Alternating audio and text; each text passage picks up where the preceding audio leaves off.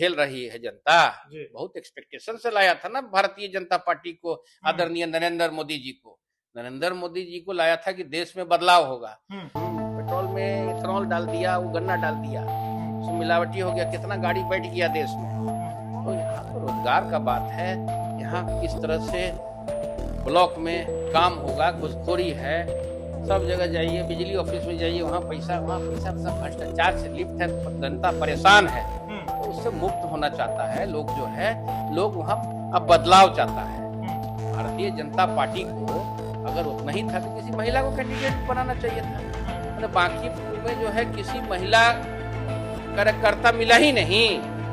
पहले ये वो मिला, वो भाग गया, कौन में जेल उल गया था, क्या गया था, नहीं गया था, झेल रही है जनता। बहुत एक्सपेक्टेशन से लाया था ना भारतीय जनता पार्टी को, आदरणीय नरेंद्र मोदी जी को। नरेंद्र मोदी जी को लाया था कि देश में बदलाव होगा।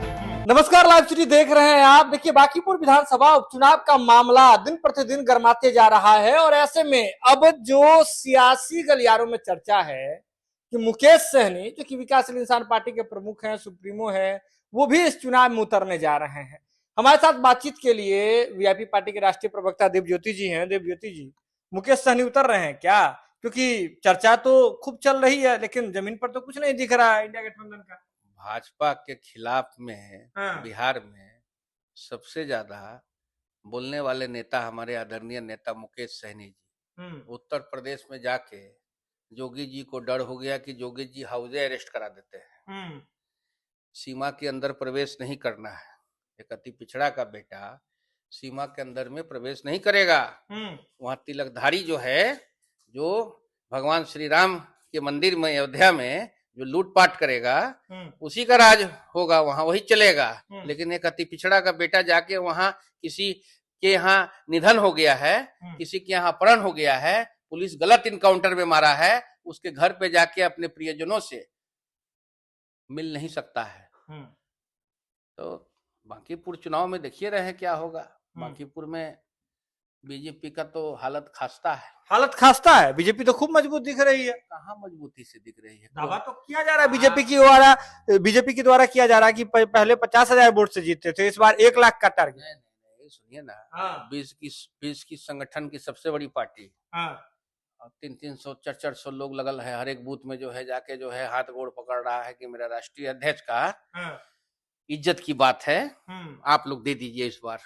हम एकदम जो वादा किए हैं, जो हमेशा वादा करती है, ये कर देंगे तो कर देंगे, तो 14 लाख आ जाएगा, तो 20 लाख आ जाएगा, 15 लाख आ जाएगा। 2014 से ना झेल रही है जनता। बहुत एक्सपेक्टेशन से लाया था ना भारतीय जनता पार्टी को, आदरणीय नरेंद्र मोदी जी को। नरेंद्र मोदी जी को लाया था कि देश में बदलाव होगा। तो बीजेपी क्या दिया? कमर तोड़ महंगाई दिया, नीट पेपर लीक दिया। अब तो इनकम टैक्स रिटर्न जो है सही समय में जमा कीजिए, इनकम टैक्स विज्ञापन दे रहा है, लेकिन ये तो गाड़िये में जो है गन्ना डाल दिया। देखिए रहे एथेनॉल का, आपका गाड़िये में गन्ना डाल दिया। पेट्रोल गाड़ी है ना, मत चलिए पेट्रोल गाड़ी में, आप पिकअप कम हो जा रहा है। पेट्रोल में इथेनॉल डाल दिया, वो गन्ना डाल दिया, उसमें मिलावटी हो गया, कितना गाड़ी बैठ गया देश में। तो यहाँ तो रोजगार का बात है, यहाँ किस तरह से ब्लॉक में काम होगा, घुसखोरी है। सब जगह जाइए, बिजली ऑफिस में जाइए, वहाँ पैसा सब भ्रष्टाचार से लिप्त है, जनता परेशान है। तो उससे मुक्त होना चाहता है लोग, जो है लोग वहाँ अब बदलाव चाहता है। भारतीय जनता पार्टी को अगर उतना ही था तो किसी महिला को कैंडिडेट बनाना चाहिए था। मैंने बांकीपुर में जो है किसी महिला कार्यकर्ता मिला ही नहीं। पहले ये वो मिला, वो भाग गया, कौन में जेल उल गया था, क्या गया था, नहीं गया था, सब जानिए रहा है लोग। सीधे बताइए ना, आप मुद्दे की बात बताइए। मुकेश सहनी, तेजस्वी यादव तो बाहर घूम रहे हैं। मुकेश सहनी, आप लोग इंडिया गठबंधन के सपोर्टर हैं। कटआउट ही मुकेश सहनी का बांकीपुर में घूमता रहेगा कि मुकेश सहनी भी घूमेंगे? बांकीपुर में पूरा जो इंडिया गठबंधन की जो ताकत है, वो आपको 2 से 3 दिन के अंदर में, 30 तारीख को पोलिंग है ना, तो ये 24 घंटा पहले बंद होता है। उससे पहले सारे लोग जो हैं हमारे, मुकेश सहनी कब आ रहे हैं? हमारे नेता भी उसमें प्रचार करेंगे। 2 से 3-4 दिन में मेरे नेता, आज सहारनपुर में कार्यक्रम है, पहले से निर्धारित किया हुआ था, 3 महीना पहले ही निर्धारित था। आज उत्तर प्रदेश में कार्यक्रम है, सहारनपुर में। तो सहारनपुर में कार्यक्रम है और हमारे जो 2 से 3 दिन के अंदर में वो पटना आ रहे हैं उत्तर प्रदेश से। हाँ। और उसके बाद जो है एकदम door to door Bind Toli से लेके मछुआ टोली से लेके जितना निषाद समाज के लोग हैं, जितना भी लोग हैं, जितनी भी जाति के लोग हैं, सबसे एकदम हाथ जोड़ के हम लोग मांगेंगे वोट कि इस बार रेखा गुप्ता जी को, महिला कैंडिडेट हैं, कि रेखा गुप्ता जी को भारी मतों से जितवाइए और इंडिया गठबंधन की हाथ को मजबूत कीजिए। बांकीपुर में तो बहुत खेला चल रहा है, आपकी पार्टी में भी खेला हो गया, राष्ट्रीय उपाध्यक्ष छोड़ के चले गए। अब उसमें क्या है नहीं है, अब चुनाव है, नहीं समझे जी। तो उसमें लोग आता है जाता है, आप 4 पांव वाले को न बांध के रख सकते हैं। अब जो है अब चला गया, बहुत लोग अब आ भी रहा है। अब तो भाजपा से भी बहुत लोग 1 महीना के अंदर में आपको दिखेगा वीआईपी में आ रहा है, जी, बहुत लोग ज्वाइन कर रहा है, वीआईपी पार्टी। जी ज्वाइन कर रहा है, बीजेपी से वीआईपी पार्टी में लोग ज्वाइन करने जा रहे हैं। जी ज्वाइन कर रहा है। तो वो आप छोड़िए, वो तो आते, राजनीति है, संभावनाओं का खेल है। किसी को लगा होगा कि जा रहे हैं, चला गया, और फिर लगेगा कि नहीं भाई बीजेपी में कुछ मिला नहीं, तो फिर वापस हो जाएगा। तो ये सब चलते रहता है राजनीति में, इसमें कोई ज्यादा सीरियस होने की जरूरत नहीं है, सब कोई दिक्कत नहीं है। बात है मुद्दे की, net paper leak, Dharmendra Pradhan जी का इस्तीफा कब होगा, युवा चाहता है, युवा मांग रहा है जवाब।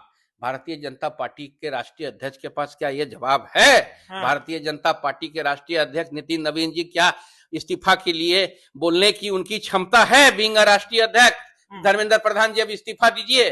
पूरे देश में जो है ये आंदोलन चल रहा है, net paper leak. Net paper leak में जो है बलि का बकरा आप एक ईमानदार आईएएस को बना दिए, राहुल सिंह जी को। ईमानदार आईएएस है, किसी का आज तक सुपारी तक वो आदमी नहीं खाया। आपने सीबीएसई के चेयरमैन से उसको हटा दिया।